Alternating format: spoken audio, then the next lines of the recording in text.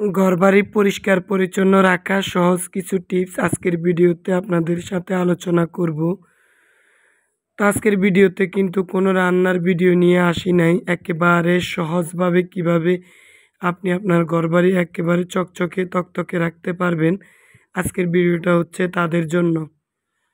তো ভিডিওটা কিন্তু আমি সকালে নাস্তার পর থেকে শুরু করেছি। তো ব্যালকনির গাছগুলো এক নজরে আমিও দেখলাম আর আপনাদের সাথেও শেয়ার করলাম। ফাতিয়া ব্লগ থেকে আমি ফাহিমা বরাবরের মতো আরও একটা লাইফস্টাইল ব্লগ নিয়ে হাজির হয়েছি। কেমন আছেন আমার প্রিয় আপু ভাইয়া আন্টি ও সোনামণিরা? আশা রাখছি সবাই অনেক বেশি ভালো আছেন, সুস্থ আছেন। আর আমিও আপনাদের দোয়ায় আমি আমার পরিবারের সকল সদস্য নিয়ে আলহামদুলিল্লাহ অনেক বেশি ভালো আছি। তা আমি কিন্তু প্রতিদিনই ব্যালকনির গাছগুলো আপনাদের সাথে শেয়ার করি। এতে করে আমার মনটা অনেক বেশি ফ্রেশ লাগে আর আপনাদেরও অনেক বেশি ভালো লাগবে। তো ব্যালকনি থেকে সোজা কিচেনে চলে আসলাম। তো 2টা জার রিফিল করব। তো রাতে আমার হাজব্যান্ড কিছু টোস্ট এবং মেয়ের জন্য খেজুর নিয়ে এসেছে। তো এই খেজুরগুলো একেবারে ফ্রেশ।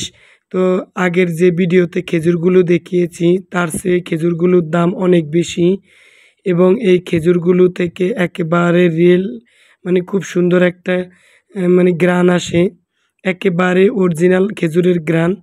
তো যাই হোক, হাফ কেজি খেজুর নিয়ে এসেছে। হাফ কেজি খেজুরের দাম 550 টাকা। তো ও 2 থেকে 3 পিস করে খাই, তা আমি তেমন একটা খাই না। আর এই যে টোস্ট, এগুলো চিনি ছাড়া টোস্ট। এই টোস্টগুলো দুধ চা বা রং চা দিয়ে খেতে আমার অনেক বেশি ভালো লাগে।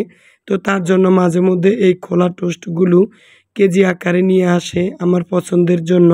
আমার খেতে অনেক বেশি ভালো লাগে। তো পাশাপাশি সাদা সিরামিকের জারগুলো এবং টিপট কেটলি রাখার কারণে দেখতে মাশাআল্লাহ অনেক বেশি ভালো লাগে। তো জার রিফিল করার পরে কিন্তু আশেপাশে ময়লা হয় এবং রান্নাঘরে কিন্তু রান্নার শেষে একটা তেল ছিটছিটে মানে ঝাঁঝ আসে। তার জন্য কিন্তু কিচেনের এই সাদা জারগুলো আমি সব সময়ে মানে রান্নার পরে বা নাস্তার পরে সময় নিয়ে পরিষ্কার করি। তো যে বা যারা আমার ভিডিওটির সাথে পর্যন্ত আছেন, তো প্লিজ ছোট্ট একটা লাইক দিয়ে ভিডিওটি কন্টিনিউ করবেন। ইদানিং কিন্তু কেউই লাইক দিতে চায় না। লাইক দিলে আপনাদের কি এমন ক্ষতি হয় জানি না।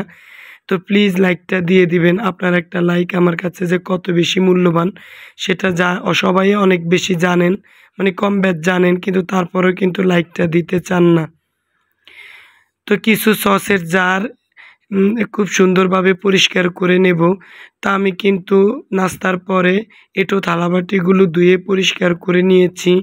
তারপর হচ্ছে এখন কিচেন শেলফের উপরে যে সাদা সিরামিকের জার টিপট কেটলি আছে, তো সেগুলো পরিষ্কার করে নেব। দেখা গেছে এগুলো যদি একটু সময় করে নিয়ে আপনি 20 মিনিট পরিষ্কার করেন, দেখবেন আপনার কিচেনটা সব সময় চকচকে থাকবে। আর আমরা যেহেতু বেশিরভাগ সময় কিচেনে থাকি, তো কিচেনটা যদি একটু পরিপাটি থাকে তাহলে দেখবেন আপনার কাজের প্রতি অনেক বেশি আগ্রহ জমবে। তা আমার এই কিচেনের জারগুলো কিন্তু আমি সব সময় হাতে সময় পেলে পরিষ্কার করি। এতে করে আর তেমন একটা ডিপ ক্লিনের প্রয়োজন হয় না। তো ওই যে বললাম আজকে কিন্তু একেবারে A to Z পুরো বাসায় কীভাবে পরিষ্কার করি আপনাদের সাথে টিপস আকারে শেয়ার করব। তো ফাঁকে ফাঁকে কিন্তু রান্নাগুলোও চলবে, তো রান্না আর আপনাদের সাথে শেয়ার করব না। আর এই যে এই সিরামিকের এই 2টা জারে আমি সুগার এবং সল্ট রাখি, এতে করে আমার কাছে এখান থেকে নিতে অনেক বেশি সুবিধা হয়। তো জারগুলো আমি কিন্তু রাতে ধুয়ে দিয়েছি, তো এখন একটু মুছে রাখি, তো পরে আমি রিফিল করে নেব। তো যারা ফার্স্ট টাইম আমার চ্যানেলে ভিজিট করেন, যদি আমার লাইফস্টাইল ব্লগের কোনো অংশ আপনাদের মন ছুঁয়ে যায়, তো প্লিজ চ্যানেলটা সাবস্ক্রাইব করে আমাকে সাপোর্ট করবেন। আপনাদের সাপোর্টে কিন্তু আমাকে অদূর ভবিষ্যৎ পর্যন্ত এগিয়ে নিয়ে যেতে সাহায্য করবে। তারপর হচ্ছে কিচেন শেলফের জারগুলো গুছিয়ে পরিষ্কার করে ক্লিন করে এখন হচ্ছে রাইস কুকারটা একটু পরিষ্কার করে নেব। তো আমার রাইস কুকারটা কিন্তু খুবই ছোট, 1.8 লিটার। তো এটাতে আমরা যখন একবেলার ভাত রান্না করি তখন আমাদের হয়ে যায়। তো আমি মাঝে মধ্যে যখন রাতে রান্না করি বা সকালবেলা রান্না করি, মানে নাস্তা না করি ভাত খাই, তখন আমি একবেলার ভাত এই রাইস কুকারে রান্না করি। তো রাইস কুকারটা কিন্তু খুবই কিউট, দেখতে অনেক বেশি ভালো লাগে। এই কর্নারটা সাজিয়ে রেখেছি, দেখতে আরও বেশি ভালো লাগে। তারপরে হচ্ছে গ্রাইন্ডার এবং গরম পানির যে পটটা আছে কেটলি, সেটা আমি পরিষ্কার করে নিয়েছি। আর ওই কর্নারটায় আমি একটা মানে সসের বোতলে রিয়েল মানি প্লান্ট রেখেছি। এই কর্নারটায় রাখার কারণে অনেক বেশি ভালো লাগে। আর এখন হচ্ছে ইনডোর প্লান্টের যত্ন, মানি প্লান্ট গাছের কিভাবে যত্ন করবেন। তো পুরো কিচেনে কিন্তু আমি 25 মিনিটের মতো সময় নিয়ে পরিষ্কার করে নিয়েছি। তারপর হচ্ছে এখন ইনডোর প্লান্ট বাসার ভিতরে মানে কিছুটা পরিমাণ ইনডোর প্লান্ট যে কিচেনে আছে সেগুলো পরিষ্কার করে নেব। সব আপুরা সবসময় আমাকে প্রশ্ন করেন যে আপু আপনার ইনডোর প্লান্টগুলো এত কি সুন্দর থাকে কিভাবে, আর মানি প্লান্টগুলো কিভাবে এত সুন্দর গ্রো হয়। তো ভিডিওটা মনোযোগ দিয়ে দেখলে কিন্তু এবং শুনলে আপনাদের ইনডোর প্লান্ট বা মানি প্লান্টগুলো অনেক বেশি সুন্দর হবে। তো ভয়েসটা কিন্তু মাঝে মধ্যে এলোমেলো হয়ে যায়, ভেঙে যায়, তার জন্য কিন্তু ভয়েস দিতে গেলে মুখে বেজে যায়। তো প্লিজ একটু ইগনোর করবেন। আমি কিন্তু গাছগুলোর পানি অফ ক্যামেরায় সবগুলোই সরিয়ে ফেলেছি, নতুন পানিও ভরে নিয়েছি।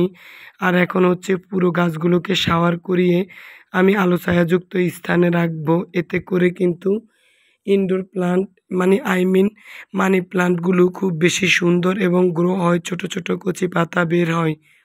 তো সরাসরি রৌদ্রের আলোতে রাখবেন না, এতে করে মানে পাতা নেতিয়ে যায় আর সুন্দর গ্রো হয় না। তো দেখেন কত সুন্দর, একেবারে কাছ থেকে দেখিয়ে দিলাম। তো কিচেনের কাউন্টার টপটা একটু সময় নিয়ে সাজালে দেখবেন অনেক বেশি ভালো লাগে। তো A to Z শেয়ার করব, গ্যাসের চুলা থেকে একেবারে রাইস কুকারের শেষ প্রান্ত পর্যন্ত। তো প্লিজ সবাই আমার ভিডিওটা শেষ পর্যন্ত দেখবেন, টেনে টেনে দেখবেন না, আপনাদের কাছে অনেক বেশি রিকোয়েস্ট রইল। তা আমার কিচেনের জানালা দিয়ে কিন্তু ইনডোর প্লান্টের উপরে রৌদ্র পড়ছে, মানে সরাসরি না, একটু আলোযুক্ত মানে আলো ছায়াযুক্ত রৌদ্র পড়ছে। এতে করে গাছগুলো খুব সুন্দর গ্রো হয়। তো আমার বাইরে যে ইনডোর প্লান্টগুলো আছে মানে আউটডোরে রেখেছি, সেগুলো মাটিতে লাগানো, সেগুলো খুব সুন্দর হয়েছে। তো ভিডিও শুরুতেই কিন্তু আমি দেখিয়ে দিয়েছি। তো ইনডোর প্লান্ট গ্রো করা একেবারে সহজ, শুধু এই টিপসগুলো মানলে আপনার মানি প্লান্টও খুব বেশি সুন্দর হবে। তো এই তো, আর এখন হচ্ছে ডাইনিং টেবিলে চলে যাব। তো কিচেনটা পুরোপুরি গুছিয়ে নিয়েছি। তো কিচেনের নিচের অংশ গুছিয়ে নিয়েছি, সেটা আর শেয়ার করলাম না। আর এখন হচ্ছে ডাইনিং টেবিলে চলে আসলাম। তো ডাইনিং টেবিলটা দেখেন খুবই এলোমেলো হয়ে আছে। তো আমি অফ ক্যামেরায় কিন্তু চেয়ারের নিচের অংশ এবং ডাইনিং টেবিলের নিচের অংশ পরিষ্কার করে নিয়েছি। আর এখন ট্রে পরিষ্কার করে নেব। তো ডাইনিং টেবিলে কিন্তু আলো বাতাস তেমন একটা মানে ময়লা আসে না। জানালা যেহেতু আমার ডাইনিং এবং রান্নাঘর মিলিয়ে একটা, তারপরেও কিন্তু কোথা থেকে এত বালি আসে জানি না। তো ট্রেতে এখন আমি খুব সুন্দরভাবে পানির জগ, গ্লাস এবং আরও কিছু মানি প্লান্ট এবং আর্টিফিশিয়াল ফ্লাওয়ার দিয়ে সাজিয়ে নেব।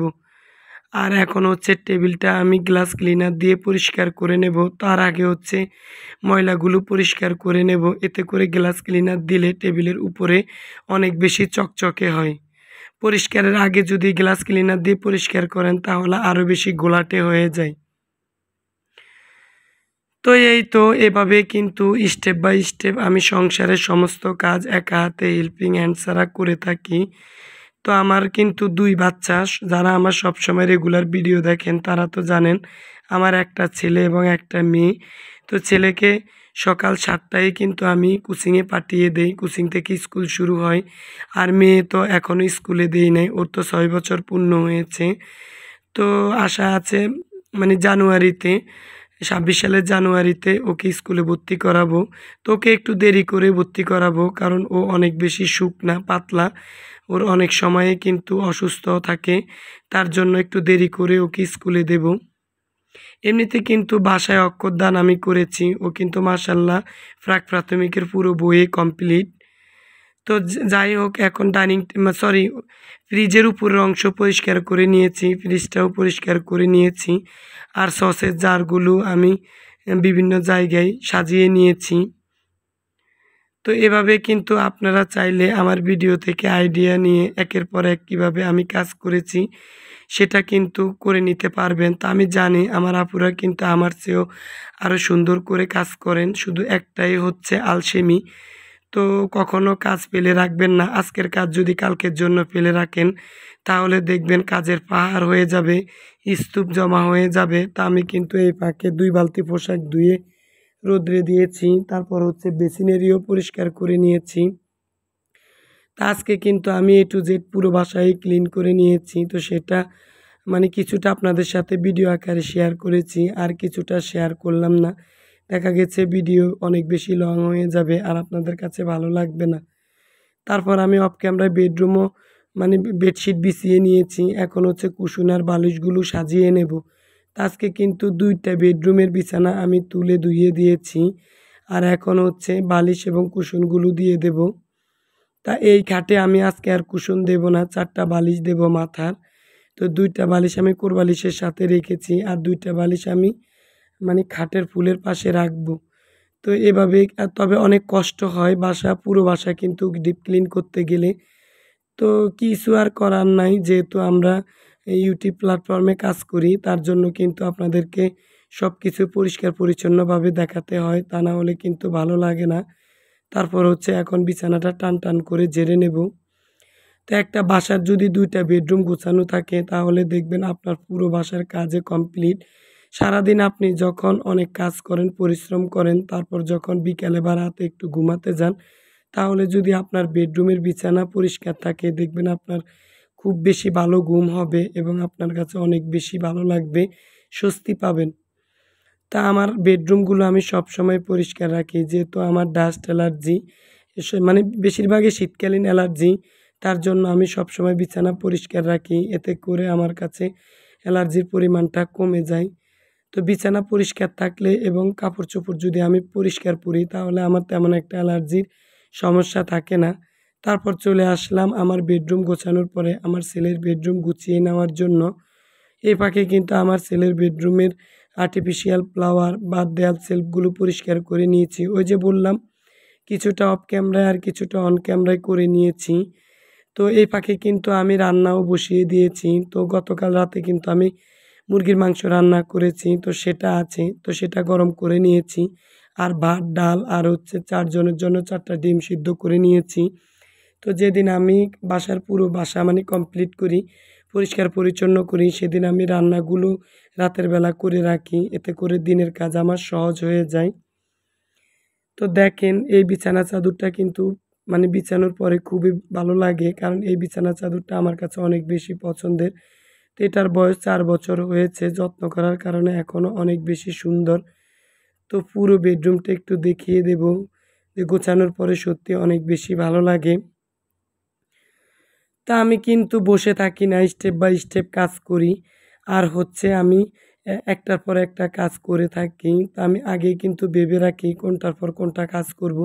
তো এভাবে কাজ করলে কিন্তু শরীরের উপর তেমন একটা প্রেশার পড়ে না। ওই যে বললাম প্রতিদিনের কাজ কিন্তু প্রতিদিন করবেন, দেখবেন এতে করে আপনার বাড়িঘর অনেক বেশি পরিষ্কার থাকবে আর আপনার কাছে তেমন একটা আলসামি লাগবে না কাজ করতে। তো পরিষ্কার পরিচ্ছন্ন বাসা মনের অন্যরকম একটা প্রশান্তি